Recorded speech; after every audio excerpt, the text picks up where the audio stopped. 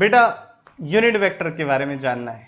क्या होता है यूनिट वेक्टर, ये जानते हैं।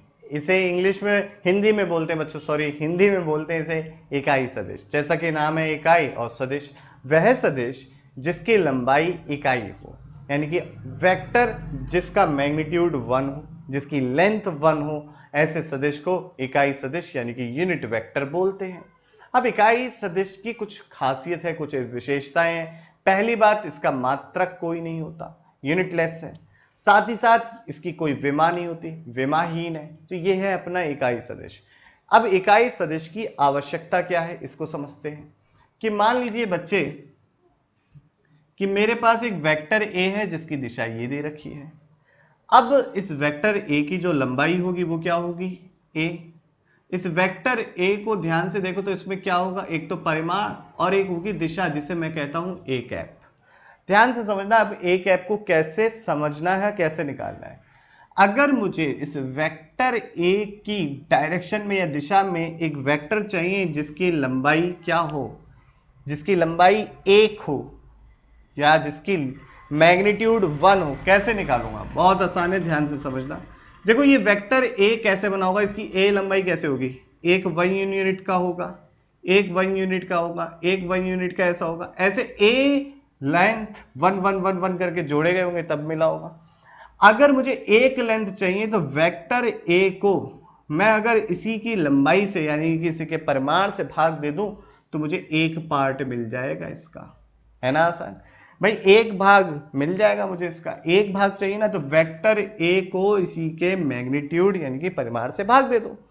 तो मुझे जो वेक्टर मिलेगा उसकी लंबाई तो होगी 1 यूनिट, यानी कि length of that vector is 1 unit. उस वेक्टर की लंबाई जो होगी 1 इकाई होगी, लेकिन इसकी दिशा वेक्टर ए की दिशा में होगी, और ऐसे वेक्टर को यूनिट वेक्टर बोलते हैं, ए कैप बोलेंगे इसे। क्या बोलेंगे बच्चों, इसे ए कैप बोलेंगे। तो बेटा इसे क्या बोलते हैं, ए कैप बोलेंगे। ए कैप एक यूनिट वेक्टर है जो ए की दिशा में है। तो ए कैप बराबर क्या आया, देखो ध्यान से, ए कैप बराबर आया वेक्टर ए डिवाइडेड बाई ए। और उदाहरण से समझते हैं, थोड़ा सा ज्यादा क्लियरिटी आएगी।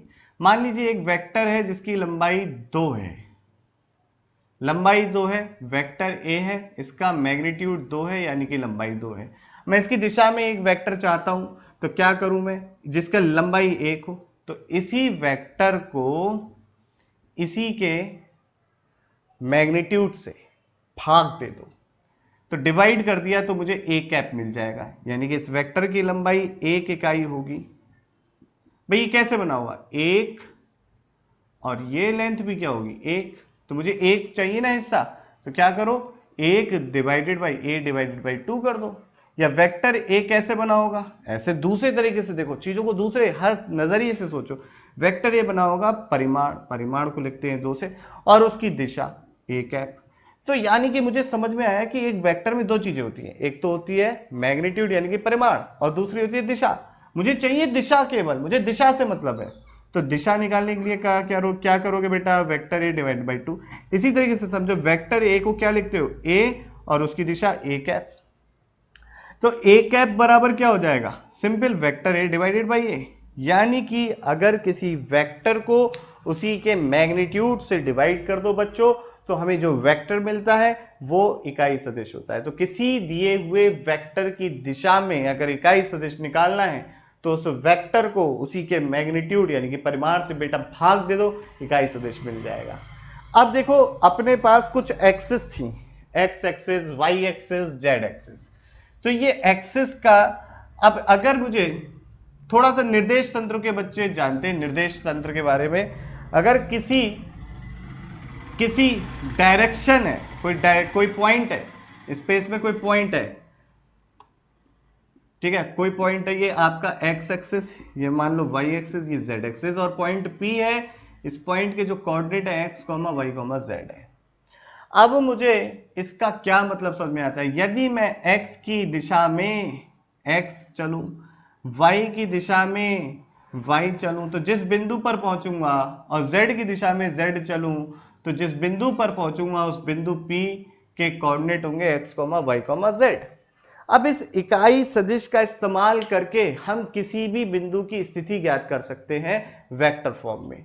पर कैसे ज्ञात करेंगे, हमें भाई जब तक इनके डायरेक्शन के यूनिट वेक्टर नहीं पता हो, तो देखो कुछ स्टैंडर्ड यानी कुछ मानक इकाई सदिश बना दिए गए। वो कौन कौन से हैं? धनात्मक एक्स अक्ष की दिशा का इकाई सदिश होता है आई कैप। तो यहां पर मैं एक्सिस लिख रहा हूं और यहां पे मैं उसके यूनिट वेक्टर लिख रहा हूं। धनात्मक एक्स अक्ष की दिशा का इकाई सदिश होता है आई कैप। ऋणात्मक एक्स अक्ष की दिशा का इकाई सदिश होता है माइनस आई कैप। धनात्मक वाई एक्सिस की यानी कि पॉजिटिव वाई एक्सिस अक्ष के दिशा का जो यूनिट वेक्टर इकाई सदिश जे कैप और नेगेटिव वाई एक्सिस की डायरेक्शन का यूनिट वेक्टर माइनस जे कैप। धनात्मक z एक्सिस की यानी कि धनात्मक पॉजिटिव z एक्सिस के डायरेक्शन का unit vector k cap, negative z axis की डायरेक्शन का यूनिट वेक्टर माइनस का k कैप होता है। तो ये कुछ स्टैंडर्ड है जो हमें पता होना चाहिए। अब मैं चाहता हूं एक वेक्टर मुझे बताइए बच्चों जिसकी दिशा तो पॉजिटिव x एक्सिस के अलॉन्ग हो यानी कि एक प्लस x एक्सिस की दिशा में हो और उसका परिमाण 2 हो। तो बहुत आसान है भाई, एक्स एक्सिस की डायरेक्शन का यूनिट वेक्टर क्या होता है आई कैप, पॉजिटिव एक्स एक्सिस की। तो मुझे दिशा मिल गई इस यूनिट वेक्टर से और परिमाण कितना चाहिए था 2। तो मुझे क्या करूं मैं 2y कैप हो गया मेरा वो जो मुझे वेक्टर चाहिए था, है ना आसान।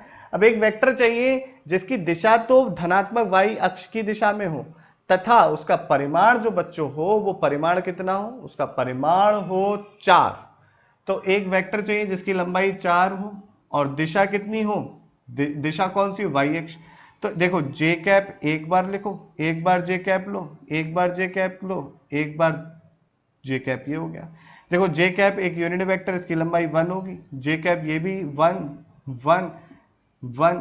अब ऐसे जोड़ोगे तो 1 1 1 1 4, कुल मिला के वेक्टर भी आपका क्या आ गया 4 जे कैप। और दूसरे तरीके से ऐसे समझ सकते हैं कि 4 और दिशा क्या है धनात्मक वाई अक्ष, जे कैप लगा दो। ये है इकाई सदिश। तो हमारे एक्स एक्सिस एक डायरेक्शन एक कोऑर्डिनेट सिस्टम बच्चों बना लेते हैं, ध्यान से समझना। यहाँ पर ये आपका इस तरीके से कोऑर्डिनेट सिस्टम होता है बेटा, कार्टेशियन कोऑर्डिनेट सिस्टम बोलते हैं, निर्देशांक तल है ये आपका।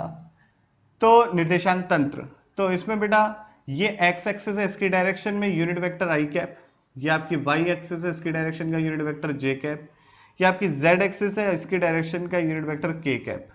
अब आप अगर ध्यान से देखें तो हर एक यूनिट वेक्टर जो है एक दूसरे से परपेंडिकुलर है यानी कि लंबवत है, यानी कि ये तीनों के तीनों इकाई सदिश एक दूसरे के लंबवत हैं क्योंकि ये तीनों एक्सिस एक दूसरे के लंबवत होती है। और इस प्रकार के वेक्टर जो एक आप म्यूचुअली परपेंडिकुलर होते हैं, आपस में लंबवत होते हैं, ऐसे ऑर्थोगोनल या लंबकोणीय वेक्टर कहलाते हैं। ठीक है, बाकी बातचीत बच्चों नेक्स्ट वीडियो में करते हैं, अभी के लिए इतना ही। जय हिंद। पढ़ते रहिए, कोई भी समस्या आए, किसी भी तरीके का डाउट आए कमेंट में लिखो, मैं ज़रूर आंसर दूंगा। Bye bye.